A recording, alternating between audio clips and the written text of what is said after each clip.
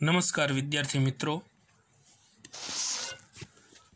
आजे धोरण 8 गुजराती विषय अने ए गुजराती विषय में आपणे 6 यूनिट सुधीनो अभ्यास कर्यो। हवे पछी आपणे 7मुं यूनिट आव्या। ए 7मा यूनिट में शौर्य गीत छे,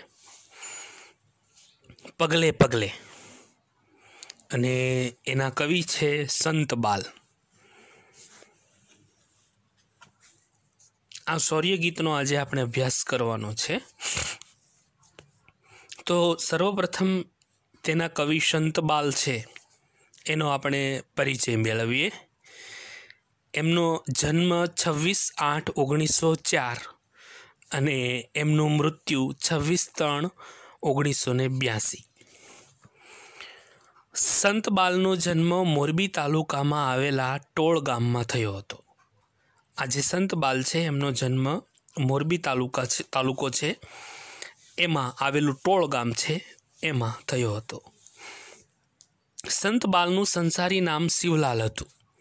संत बाल छे एमनुं सांसारिक नाम छे ए शिवलाल हतुं। तेओ क्रांतिकारी जैन संत हता। तेमणे जैन धर्म, भारतीय दर्शनों तेमज आध्यात्मिक विषयक विपुल साहित्य सर्जन कर्युं हतुं। तेमणे भारतीय दर्शन, आध्यात्मिक विषयक एटले धार्मिकताने लगतुं आध्यात्मिक विषयक खूब पुष्कळ प्रमाणमां एमणे साहित्य सर्जन कर्युं हतुं। समाज घडतरना कार्यों कर्या हता। समाज घडतरना एटले के सामाजिक प्रवृत्तिओने लगता कार्यों तेमणे कर्या। तेमनी प्रेरणाथी गुजरात अने महाराष्ट्र में केटलीक संस्थाओं मुनिश्रीना आदर्श प्रमाणे कार्य करी रही छे। बराबर। जो तेमनी प्रेरणाथी, तेमना मार्गदर्शनथी, तेमना पथ प्रदर्शनथी गुजरात अने महाराष्ट्र में केटलीक एवी संस्थाओं छे जे एमना आदर्श प्रमाणे कार्यरत छे। सर्वधर्म प्रार्थना, विश्व वात्सल्य महावीर, ब्रह्मचर्य साधना, धर्मानुबंधन, विश्वदर्शन जेवा 10 पुस्तकों तेमणे आप्या छे। बराबर। त्यार पछी तेमणे सर्वधर्म प्रार्थना, विश्व वात्सल्य महावीर, ब्रह्मचर्य साधना, धर्मानुबंधन अने विश्वदर्शन जेवा 10 पुस्तकों पण आपणने भेट आप्या छे। आ तो पगले पगले शौर्य गीत लखनार संत बाल कविश्रीनो परिचय। त्यार पछी हवे जे आपणे पगले पगले शौर्य गीत भणवानुं छे एनो टूंकमां अहींया भावार्थ आपवामां आव्यो छे। आपणे टेक्स्ट बुक में जोईए। प्रस्तुत शौर्य गीत कूच गीत में कविए डगले डगले आगळ वधवानुं कह्युं छे। बराबर। अहींया जे आ पगले पगले शौर्य गीत छे, कूच गीत छे, ए कूच गीत में कविए आपणने डगले ने पगले आगळ वधवानी वात करी छे। जीवनना मार्गमां मुश्केलीओ आवे तेनो सामनो करी जीवन पंथने उजाळवानुं कहेवामां आव्युं छे। जीवन पंथना मार्गमां घणी बधी मुश्केलीओ, घणा बधा संघर्षो आवे तो ए तमामनो सामनो करी अने आपणे आपणुं जीवन पंथ छे ए उजाळवानुं अहींया कवि श्री संत बाल से एमणे कह्युं छे। बराबर। तो आ हतो तेनो भावार्थ। हवे आपणे आ काव्यनो अभ्यास करिए। सर्वप्रथम पहली काव्य पंक्ति, पगले पगले सावध रहीने प्रेमळता प्रगटावे जा। बराबर। एटले अहींया एवुं संबोधन करे छे कि हे वीरा। बराबर। पगले पगले एटले डगले डगले, डगले ने पगले, सावध एटले सावधान। तू तारा जीवन में डगले ने पगले सावधान रहीने, शुं हे वीरा तू तारा जीवन में डगले ने पगले सावधान रहीने प्रेमळता प्रगटावे जा। बराबर। प्रेमळता एटले प्रेमनी भावना અને પ્રગટાવે જા એટલે પાથરતો જા, બરાબર. તું બધે પ્રેમની ભાવના પાથરતો રહે. તું બધે જ પ્રેમની ભાવના છે એ પાથરતો રહે. એટલે શું ભાવાર્થ થશે કે હે વીરા, જીવનમાં ડગલે ને પગલે સાવધાન રહીને તું બધે પ્રેમની ભાવના પાથરતો રહે. પછી શું કહે છે? અંતરને અજવાળી વીરા પંથ તારો કાપે જા, બરાબર. અહીંયા અંતર શબ્દ આવ્યો. અંતર શબ્દ એટલે અંતઃકરણ, અને અજવાળી વીરા એટલે અજવાળવું એટલે અહીંયા શુદ્ધ કરવું, બરાબર. પંથ એટલે રસ્તો, બરાબર.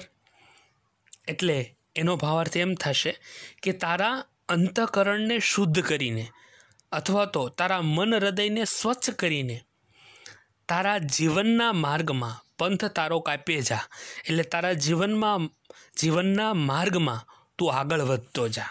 કાપીએ જા એટલે આગળ વધતો જા, બરાબર. એટલે અહીંયા એવો અર્થ થશે.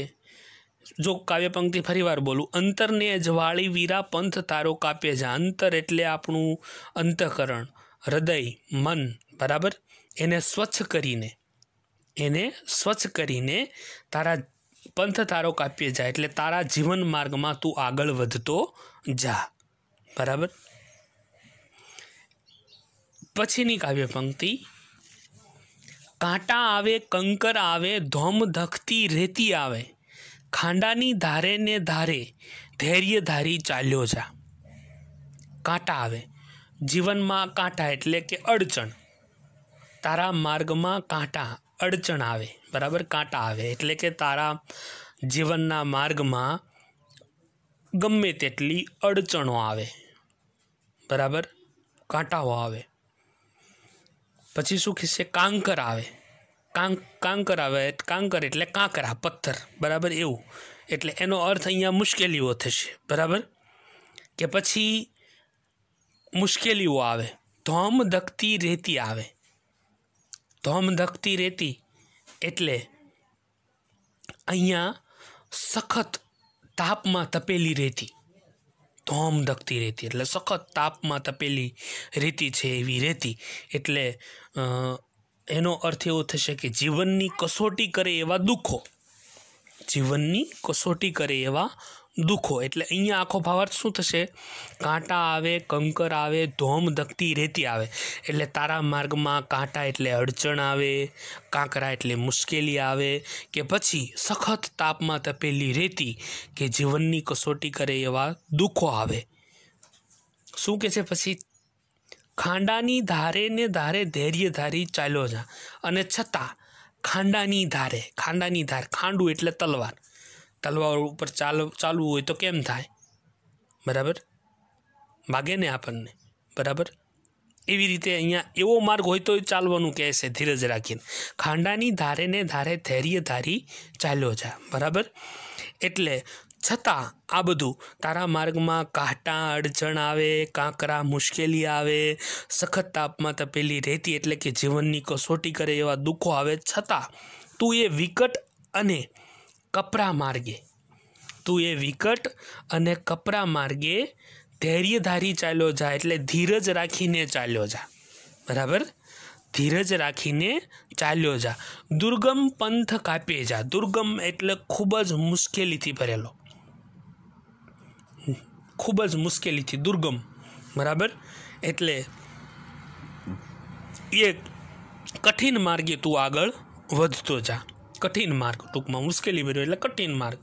એ કઠિન માર્ગે દુર્ગમ પંથ કાપ્યો જા એટલે એ કઠિન માર્ગ તું કાપ્યો જા. એટલે આખો ભાવાર્થ વિદ્યાર્થી મિત્રો એમ થશે કે તારા માર્ગમાં કાંટા, અડચણ આવે, કાંકરા એટલે કે મુશ્કેલી આવે, સખત તાપમાં તપેલી રેતી એટલે કે જીવનની કસોટી કરે એવા દુઃખો આવે, છતાં તું એ વિકટ અને કપરા માર્ગે ધીરજ રાખીને ચાલ્યો જા. એ કઠિન માર્ગે તું આગળ વધતો જા. છેલ્લી કાવ્ય પંક્તિ, હિંમત તારી ખોતો ના, સ્વાર્થ સામે જોતો ના, શિસ્ત શાંતિને સેવાનો તું પાઠ સૌને આપે જા, દુર્ગમ પંથ કાપે જા. હિંમત તારી ખોતો ના એટલે તારી હિંમત તું ગુમાવીશ નહીં, બરાબર. હિંમત તારી ખોતો ના એટલે તારી હિંમત તું ગુમાવીશ નહીં. સ્વાર્થ સામે જોતો ના એટલે સ્વાર્થ સામે તું જોતો નહીં. બરાબર. પછી શિસ્ત શાંતિને સેવાનો તું પાઠ સૌને આપે જા. બરાબર. તારા જીવનમાંથી સૌને શિસ્ત એટલે એક પ્રકારનું અનુશાસન. શિસ્ત અનુશાસન. બરાબર. તારા જીવનમાંથી સૌને શિસ્ત, પછી શાંતિ અને સેવાનો બોધ મળે એવું જીવન જીવજે. પાઠ સૌને આપીએ જા. તું એવું જીવન જીવજે. દુર્ગમ પંથ કાપ્યે જા એટલે એ કઠિન માર્ગે તું આગળ વધતો જા. દુર્ગમ પંથ, દુર્ગમ એટલે કઠિન અને પંથ એટલે માર્ગ, રસ્તો. એ કઠિન માર્ગ છે એમાં તું આગળ વધતો જા. એટલે આખો ભાવાર્થ એમ થશે કે તારી હિંમત તું ગુમાવીશ નહીં, સ્વાર્થ સામે જોતો નહીં, તારા જીવનમાંથી સૌને શિસ્ત, શાંતિ અને સેવાનો બોધ મળે એવું જીવન જીવજે. એ કઠિન માર્ગે તું આગળ વધતો જા. તો અહીંયા આ વિદ્યાર્થી મિત્રો, આ પગલે પગલે શૌર્ય ગીત છે એમાંથી આપણને ઘણો બધો બોધપાઠ મળે છે કે જીવનમાં કદાચ ગમે તેવી કપરી પરિસ્થિતિઓ આવે, દુઃખો આવે, અડચણો આવે, જીવનની કસોટી કરનારા દુઃખો આવે, આમ છતાં પણ કવિશ્રી એમ કહે છે કે તું તારી હિંમત છે એ ખોતો નહીં, સ્વાર્થ સામે જોતો નહીં અને તારા જીવનમાંથી સૌને શિસ્ત, શાંતિ અને સેવાનો બોધપાઠ મળી રહે એવું જીવન જીવી અને તું આ દુર્ગમ પંથ કાપ્યે જાય એટલે આ કઠિન માર્ગ છે એમાં તું આગળ વધતો જશે. આભાર.